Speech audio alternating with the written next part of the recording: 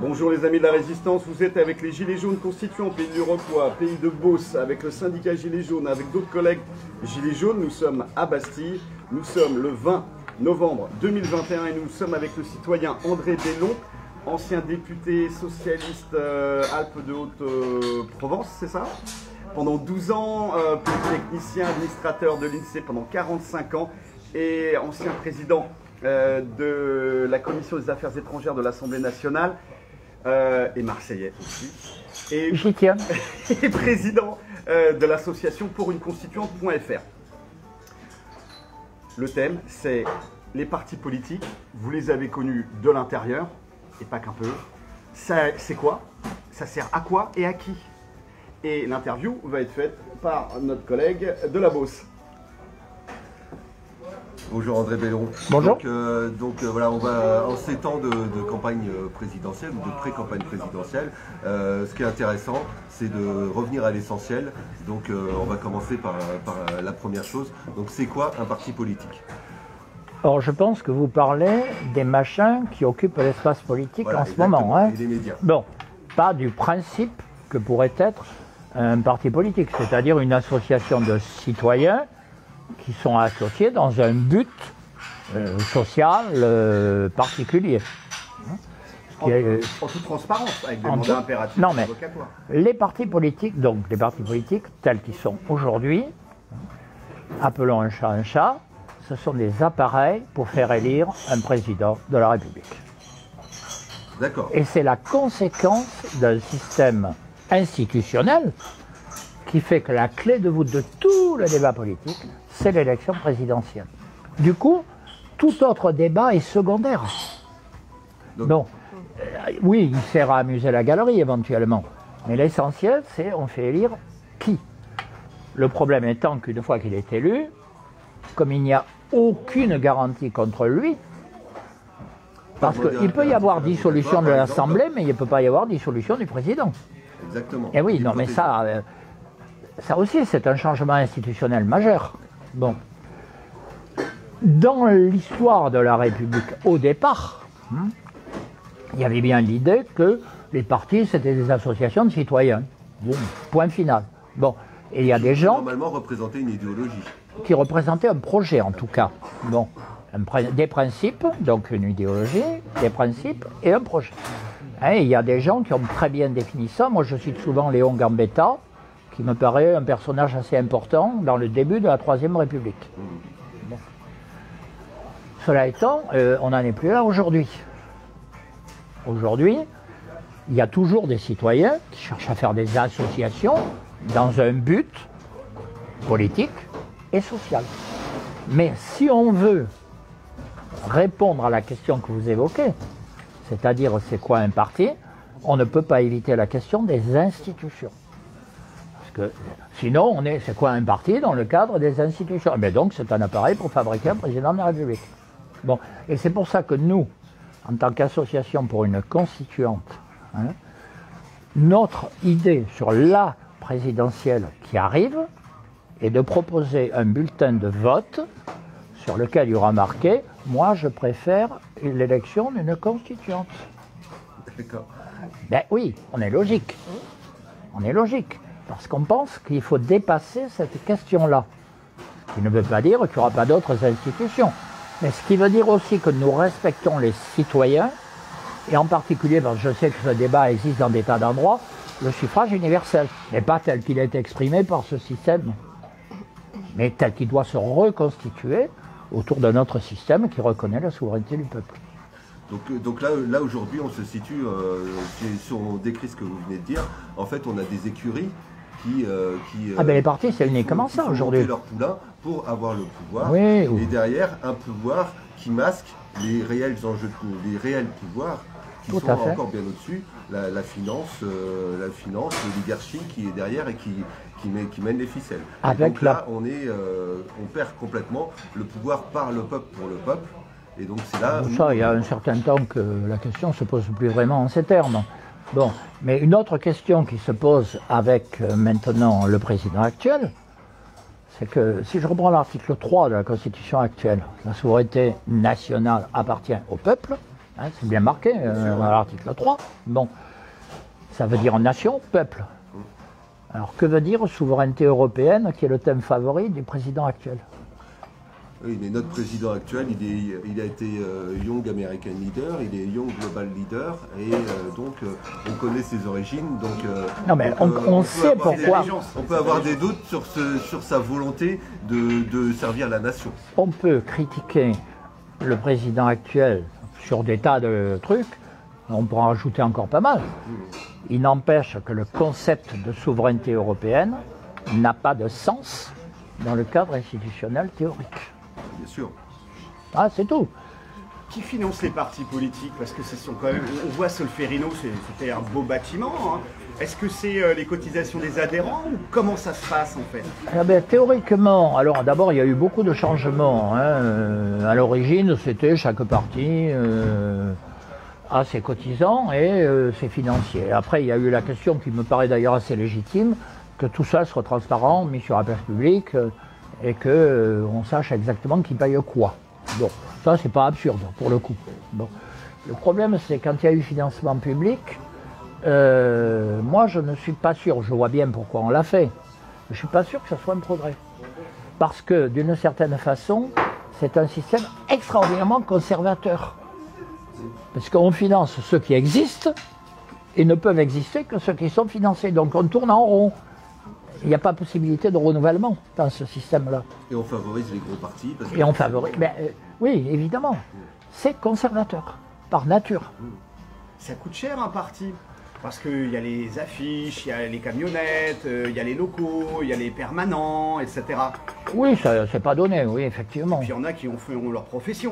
Alors après, bon, alors il y a la vérité, c'est-à-dire qu'un parti ça coûte très cher, ça c'est clair.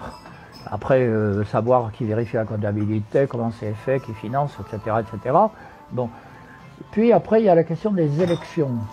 Moi, pour avoir été élu quand même plusieurs fois, du moins dans les zones rurales, je suis pas sûr qu'en zone urbaine ce soit tout à fait pareil. Hein. Mais dans les zones rurales, c'est pas très cher. Pour deux raisons. La première, c'est qu'on ne fait pas d'affiches dans les rues, comme on le fait dans les grandes villes. La deuxième, c'est qu'en général, on ne paie pas les salles, parce que les maires mettent la salle municipale à disposition. Donc, de ce point de vue, bon, c'est pas... Il y a une collègue, Brigitte, là, qui nous demande, mais qui finance les grands partis politiques? Quelle banque? Parce qu'on avait vu que Marine Le Pen avait été obligée d'aller gratter un financement en Russie, etc. Oui. Ceux qui financent les partis politiques, finalement, les tiennent. Et alors, quand eux arrivent à élire un président ou à siéger à l'Assemblée, est-ce qu'ils ne vont pas finalement renvoyer l'ascenseur à ceux qui les ont financés en changeant les lois à leur avantage? Est-ce que ça ne serait pas ça derrière le deal? Alors, honnêtement, d'abord, je ne suis pas sûr d'avoir la réponse. Et deuxièmement, je ne suis pas sûr que les réponses soient aussi directes que ça. Les liens sociaux, ça ne se décide pas et c'est pas officialisé par des traités. C'est comme ça, il y a des dîners en ville, on se connaît. Il y a le dîner du siècle. Oui. Non, mais on se connaît, mais c'est pas je vais passer dans un coin sombre un accord avec machin. C'est bon, j'ai des relations avec certains, c'est tout. Et ça, il y a un côté social normal et un côté social plus compliqué. Un oligarque qui achète des médias comme Marianne, qui perd de l'argent, qui devrait être en faillite, il fait ça à fond perdu finalement. Mais derrière, on comprend que c'est pour façonner l'opinion publique. Voilà. Mais quand on investit dans un parti politique, est-ce qu'il y a des oligarques qui ont investi? Est-ce que vous avez la data sur des oligarques qui auraient investi dans le parti que vous avez le plus côtoyé, c'est-à-dire le PS, au niveau du financement du PS? Est-ce que vous avez de la data ou ça a été très cloisonné à l'intérieur du PS? Vous parlez anglais là, hein? Est-ce que vous avez de la donnée par rapport au financement du PS ou est-ce que c'était secret très cloisonné et même vous, en tant que député, vous n'aviez pas accès? Moi, j'ai jamais eu accès à ce genre de choses. Moi, les seuls problèmes financiers que j'ai eus, c'est pour mes propres candidatures. Bon, j'en ai parlé à l'instant. En général, il y avait quelques copains qui finançaient un peu. Moi, le reste, ça allait pas très loin. Et puis voilà. Mais par contre, au niveau national, oui, j'ai entendu des trucs. Il y a eu des procès, soit dit en passant. Hein. Si vous vous rappelez, dans les années 80, il y a eu des procès sur les partis. Puis oui. Actuellement, il y en a d'autres sur certaines périodes de RPR, enfin, ou de l'UMP plutôt. Bon.